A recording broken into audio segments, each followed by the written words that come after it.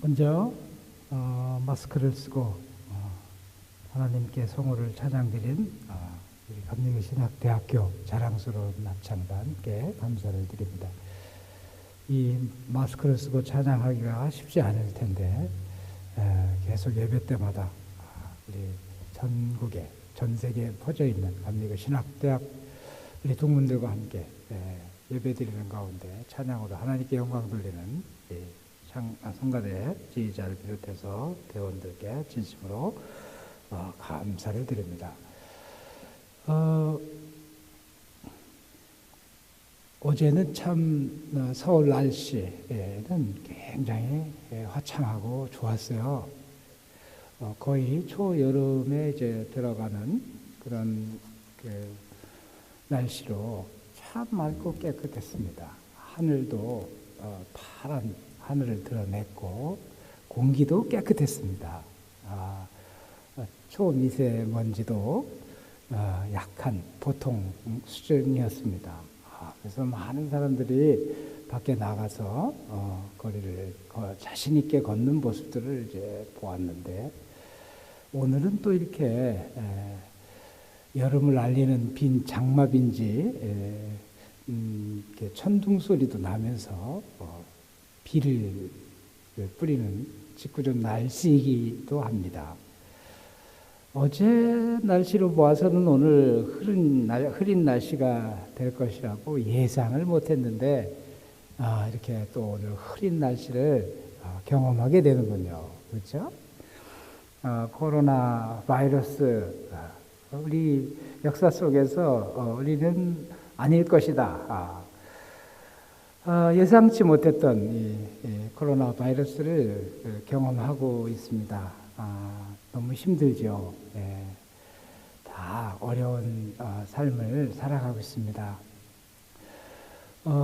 이런 그 절망 가운데 있는 우리들 삶의 모습을 바라보면서 어떻게 우리는 희망을 바라보면서 살 수 있을까? 이 절망 가운데서 희망을 바라보는 그 길은 무엇일까를 생각해 보게 됩니다. 그래서 여러분들과 오늘 함께 절망을 희망으로라고 하는 제목으로 함께 은혜를 나누고자 합니다. 사실 이 절망이라고 하는 뜻은 두 가지 뜻이 있어요. 첫 번째 절망은 이 끊어질 끊어진다라고 하는 뜻을 가진 절자가 있어요. 그래서 희망이 끊어지는 그 상태를 절망적 상태다 이렇게 말해주고 있죠. 그렇죠? 또 다른 한편에 이 절망이라고 했을 때 이 절자는 절규할 절자가 있습니다. 희망을, 바람을 아주 간절히 바라다. 이것도 절망입니다. 여러분, 이 두 단어 중에 여러분들은 어떤 단어로 지금 절망을 경험하고 있습니까? 끊어질 절자입니까? 아니면 간절히 바라는 이 절자입니까? 저는 오늘 이 두 가지의 상태인 우리들, 그렇죠? 절망된 상태, 희망이 없는 그 상태를 말해주고 있는 절망과 그 가운데서도 아주 간절히 바라는 빨리 코로나 바이러스가 끝났으면 하는 이 간절한 마음으로 희망을 기다리는 그 절망, 이 두 단어를 함께 같이 공존해 있는 우리의 삶이 아닌가 이렇게 생각해 봐요. 여러분들의 삶이 두 가지가 함께 같이 있으리라 봅니다. 이것이 바로 이사야서에서 보여주고 있는 이스라엘 백성들의 상태입니다. 우리 시대나 이스라엘 시대나 역사적으로 볼 때 같은 경험을 했던 거예요. 하나님이 안 계시는 것 같고, 하나님이 우리 편이라고 했는데 도대체 그는 진짜 우리 편이신가? 왜 우리를 이렇게 절망 가운데 내던지시는가? 왜 이렇게 힘들고 고달픈 그 삶을 살도록 하시는가? 하나님이 살아계시다면은 우리에게 이 절망 가운데서 구원시켜 주옵소서라고 하는 심정, 그죠? 이 절망의 경험을 이스라엘 백성도 하고 있지만 오늘 우리도 똑같이 하고 있는 것입니다. 이사야 선지자는 이 절망 가운데 희망을 노래하는, 희망을 보여주는 그 믿음을 이스라엘 백성들에게 가르쳤습니다. 오늘 우리 시대에 이사야가 다시 나타났다고 한다면 그는 분명히 희망을 이스라엘 백성들에게 준 것처럼 우리들에게도 주시리라 저는 확신합니다. 이사야의 본문의 말씀, 내가 새 일을 행하리라. 하나님께서 새 일을 행하리라. 이런 말씀을 우리에게 똑같이 선포하실 거라는 거죠. 여러분, 오늘 저는 여러분에게 이 제2의 이사야, 절망 가운데서 도저히 희망을 못 봤던 그런 상태의 이사야서 1장과 39장까지의 말씀이 아니라 그 이후 새로운 새 창조의 역사가 일어난다고 하는 새 희망의 노래를 부르고 있는 40장 이후 60장까지 제2이사야의 그 말씀을 여러분에게 들려드리려고 합니다. 여러분, 오늘날 코로나 바이러스 때문에 참 힘들죠. 예배를 드릴 때 참 여러분이 없는 이 좌석을 보면서 더 힘들게 설교를 하고 있습니다. 또 찬양도 마찬가지일 것입니다. 그렇죠? 그러나 저는 이 코로나 바이러스 시대를 맞이해서 더욱더 하나님의 말씀이 생각나는 두 구절이 있습니다. 첫 번째 구절은 예수님께서 말씀하신 구절입니다. 요한복음 4장 23절, 영과 진리로 예배할 때가 오나니라고 하는, 예루살렘에서의 아니라 영과 진리로 예배할 때, 아마 이때가 오늘날 이 시대에 이때가 아닐까요? 예수님이 말씀하신 때가 바로 이때다. 여러분이 각 처소에서 지금 예배를 드리고 있을 텐데 거기에 영과 진리가 함께 한다면 분명히 하나님께서 함께 하시는 예배가 될 줄 저는 믿습니다. 여러분, 장소보다도 여러분의 마음의 상태, 영과 진리로 드리는 그 상태가 중요하다는 예수님의 말씀입니다. 두 번째는 사도 바울의 말씀이 생각이 납니다. 고린도전서 3장 16절에 너희가 하나님의 성전인 것을, 그리고 너희 하나님의 성령이 너희 안에 계신 것을 알지 못하느냐 라는 말씀입니다. 하나님의 성전이 바로 이곳 감리교 신학대학 캠퍼스에 있는 성전도 성전이지만 지금 흩어져서 예배드리고 있는 여러분들 가정도 하나님이 계시는 성전임을 믿으시기 바랍니다. 그곳에서 기도하시고 하나님을 만나시기 바랍니다. 오늘 이 예배를 통해서 이사야의 말씀을 통해서 은혜를 받으시기 바랍니다. 바로 영과 진리로 예배드리는 여러분의 마음, 그곳이 성전이며 그곳에 성령이 함께 계신다라고 하는 사실을 굳게 믿으시고 이 예배를 통해서 하나님의 은혜가 여러분과 함께 하시기를 바랍니다. 제가 이 정도 설교했으면 이 장소에 참석했던 우리 학생들은 아멘 하시는 분들도 있었을 거예요. 아마 각 처소에서 은혜 받는 대로 아멘 하시기 바랍니다. 저는 이 절망 가운데서 희망을 찾았던 많은 사람들이 있지만 오늘 여러분들에게 베토벤, 이 사람이 생각이 났어요. 절망 중에 희망을 바라보면서 살았던 많은 사람들 가운데 베토벤이 생각이 나요. 그 백절불굴의 투지로 모든 난관을 극복한 승리자 베토벤. 여기 우리 음악을 전공한 지휘자 선생님이 있는데, 제가 한번 베토벤을 소개해 보려고요. 사실 제가 좋아하는 그 곡인데 그 곡 부분을 다시 생각하고 들으면서 베토벤의 마음을 한번 다시 이해할 수가 있었어요. 그 절망 가운데 어떻게 다시 일어났을까? 1914년 이후 완전한 청각 장애인이 된 베토벤.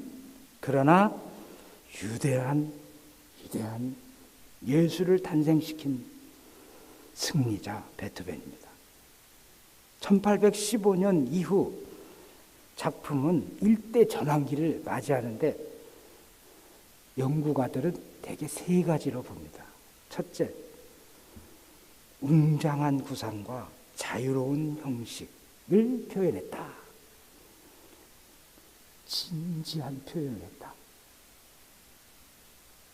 어떻게 절망 가운데서 이 웅장한 구상과 자유로운 그 형식을 표현했을까? 두 번째, 낭만적인 영향을 받았지만은 냉정함을 잃지 않았다. 그의 음악 속에는 박자나 그의 그 리듬이 아주 냉정함을 잃지 않는 안정된 그 형식을 가지고 있었다고 하는 특징. 두 번째 특징. 세 번째는 생명의 체험을 담은 합리적인 형식을 가지고 있다. 음악이 생명력이 있다라고 해요. 흘러가는 리듬이 아니라 박동을 느낄 수 있는, 맷박이 같이 함께 뛸 수 있는 그 음악의 형식이 그 안에 담겨 있다라는, 생명력 있는 그런 형식이 있다라고 하는 특징을 많은 연구가들이 말합니다. 저는 그의 작품 가운데 제3기에 해당하는 1817년에서 1827년에 해당하는 초인간적인 최고의 예술품이 탄생했던 그 시기, 그래서 그 시기를 영감의 창작기다라고 이렇게 표현을 한답니다. 청각을 완전히 잃어버린 이후의 작품 교향곡 9번. 내용과 형식에 있어서 최고의 음악적 사상이 담겨있는 교향곡 9번. 특별히 피아노 3중주 5번 D장 쪽, 다 아시죠? 우리 지휘자 선생님? D장 쪽 하면 딱 나오죠. 제가 그냥 주름 잡아봅니다. 그냥 우리 음악을 전공한 지휘자 선생님은 들어주시기 바랍니다. D장 쪽. 그때 그 작품 중에 70-1번이 뭐죠? 바로 유령이라는 고스트라고 하는 겁니다. 근데 사실 저는 고스트라는 단어를 독일어 혹은 영어로 고스트라고 하는 유령 이렇게 해석을 했는데 저는 영으로 해보고 싶어요. 영도 고스트거든. 스피릿으로 해석을 하고 싶어요. 베토벤의 열정이 담겨요.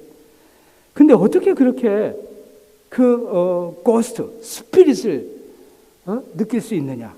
제 1악장, 2악장, 3악장으로 가는데 제 1악장 알레고로에서는 소나타 형식으로 힘차게 발랄하면서도 막 전진하는 그 시작을 알려주고, 2장은 라르고로 아주 천천히 가고 있는데 이 라르고로 표현하면서 신비로운 환상적인 분위기를 연출한다. 그래서 아마 그 2장을 두고 많은 음악가들이 고스트라고 이제 표현하는 것 같습니다. 그러면서도 아주 음울한 정서를 말해주고 있는데 그 기법에 있어서 아마 그런 특징을 가지고 있는 것 같습니다. 트레몰로 화음 기법을 해서 반음계로 쫙 아주 괴이한 연상으로 내려오면서 올라가면서 이 반음계 처리를 하면서 신비한 세계를 그려내고 있다라는 점에서 뭐 고스트, 유령 뭐 이렇게 붙였나 본데, 저는 이 장이 굉장히 중요한 그의 삶의 전환기를 가져왔던 계시적 사건이 그 안에서 일어났다고 봅니다. 그래서 제3장에는 프레스토로 다시 경쾌하고 화려한 클라이막스를 보여주는 장면을 볼 수 있습니다.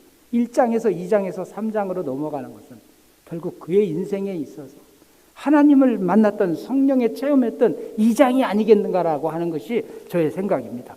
그것은 저 개인적인 생각입니다. 누구에게는 절망이 있지만 끝으로 보지 않고 그것을 희망으로 본다라는 사실입니다. 여러분, 유럽 사람들이 아프리카 탐험을 할 때 아프리카의 최남단의 지역을 폭풍의 곳이라고 합니다. The Cape of Storm 혹은 악마의 곳, Cape of Devil, 악마의 곳이라 이렇게 말하는데, 포르투갈의 이 탐험가가, 바스코 다 가마라고 하는 이 탐험가는 이곳을 항해한 후에 이 Cape of Storm, Cape of Devil이 아니라 Cape of Good Hope, 희망봉이라고 말했어요. 차이가 있죠?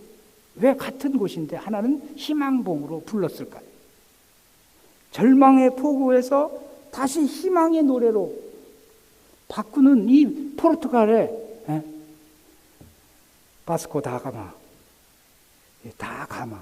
모든 것을 간다. 이 가능성이 거기에 이름 속에 있는지 모르지만 이거 참 좀 썰렁한 조크이지만, 아무튼 바스코 다 가마는 거기를 희망봉이다, Cape of Good Hope 이렇게 말했던 거죠.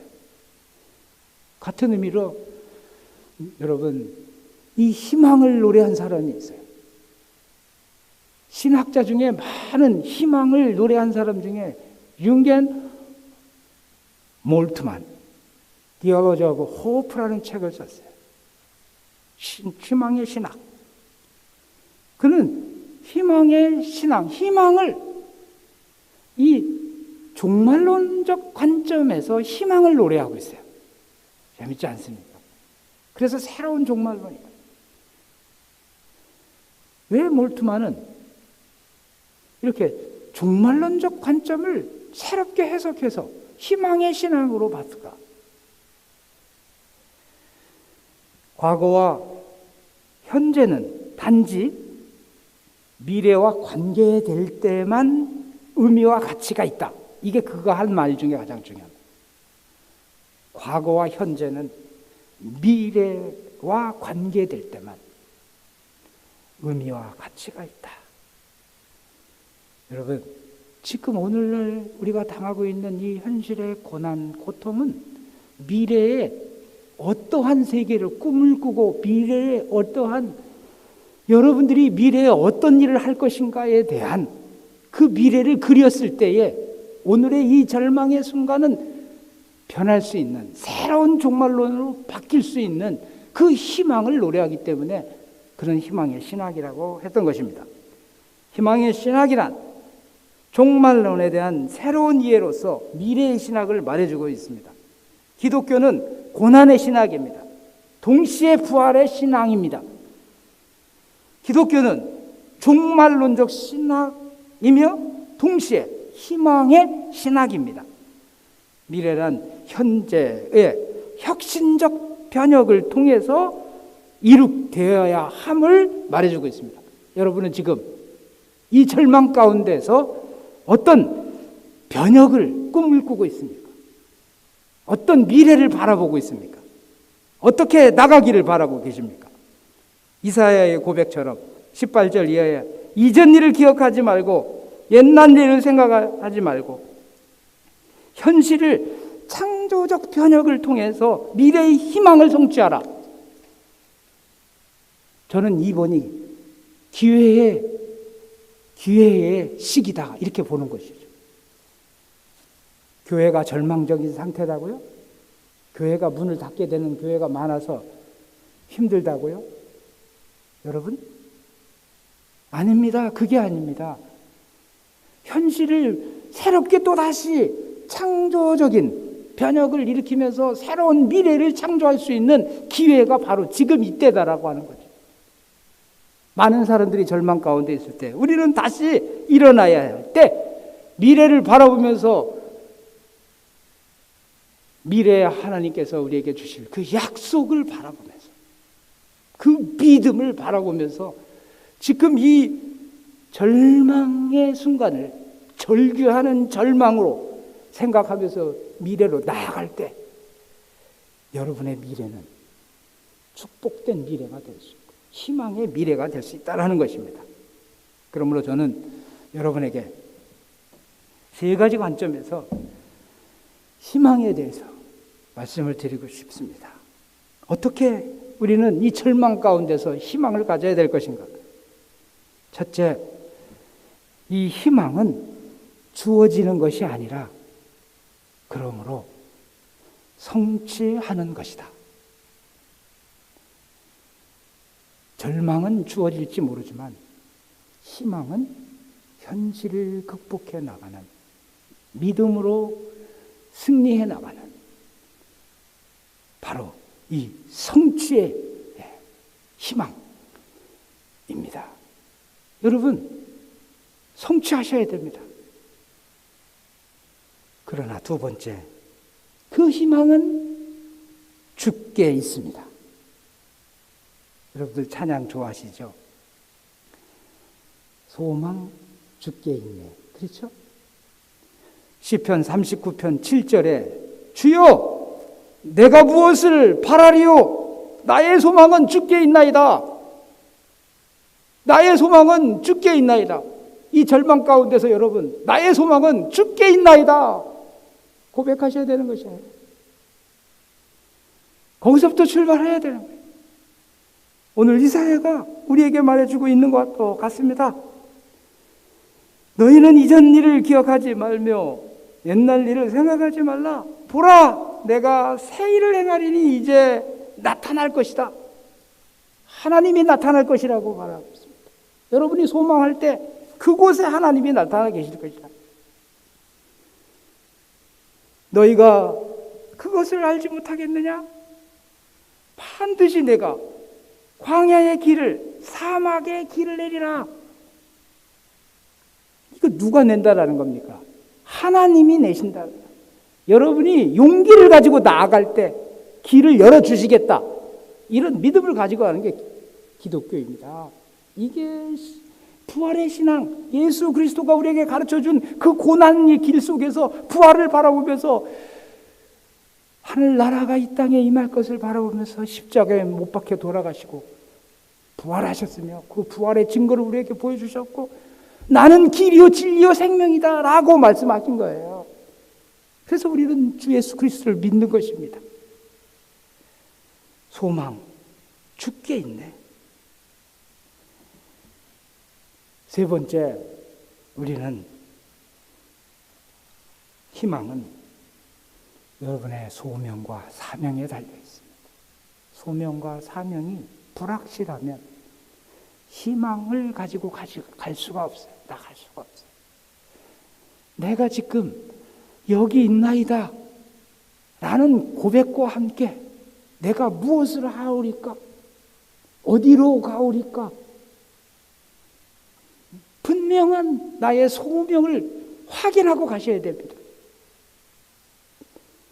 소명을 찾으시고 나가셔야 됩니다. 목표가 분명하면 지금 우리가 어디에 있는지를 알 수가 있고 방향이 분명하면 우리가 가는 길을 알 수가 있는 겁니다. 바로 그것이 무엇일까요? 우리에게 있어서 우리의 소명과 사명은 무엇입니까?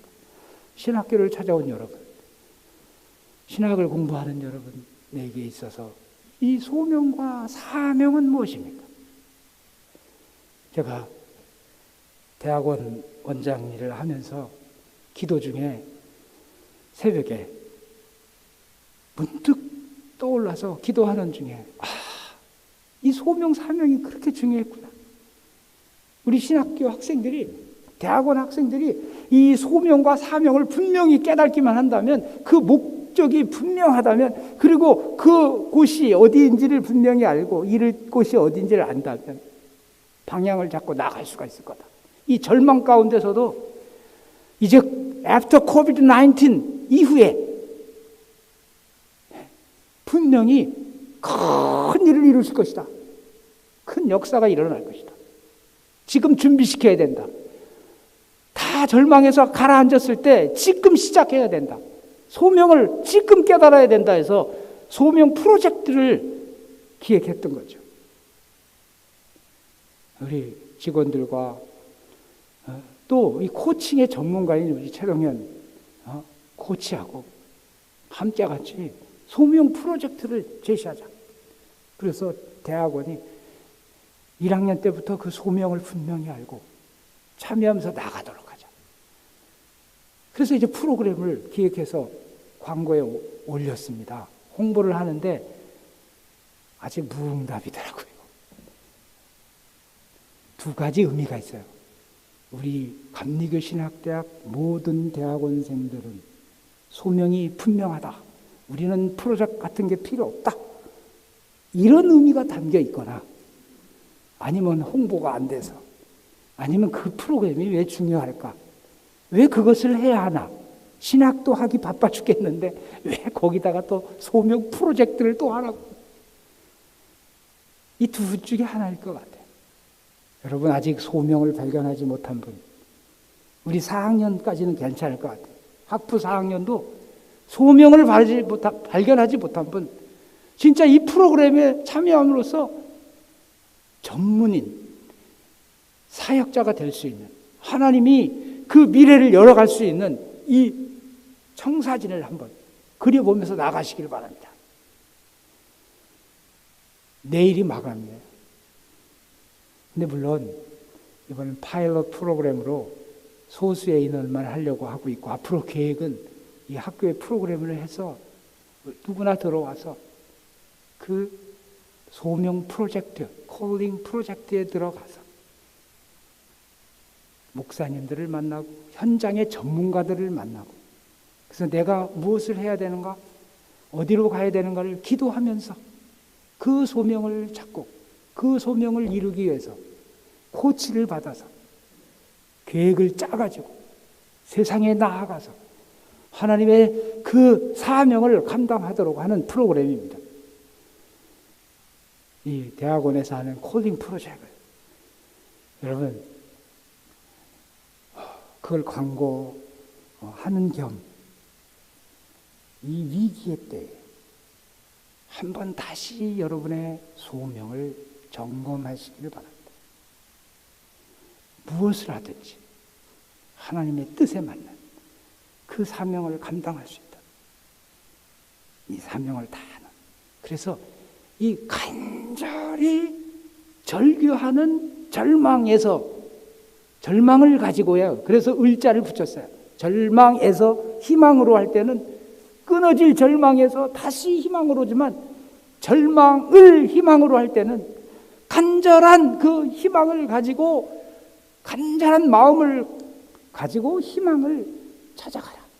이런 뜻에서 오늘 여러분들과 함께 은혜를 나누었습니다. 여러분, 너희는 이전 일을 기억하지 말며 옛날 일을 생각하지 마십시오.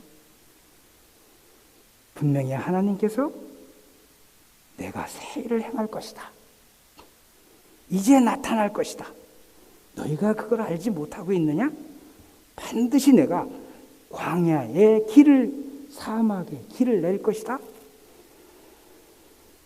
그리고 이제 20절에서 장차 이 들짐승 곧 승랑이와 타조조차도 나를 존경할 것은 내가 광야의 물을, 사막의 강들을 내며 내 백성, 내가 택한 자들에게 마시게 할 것이다.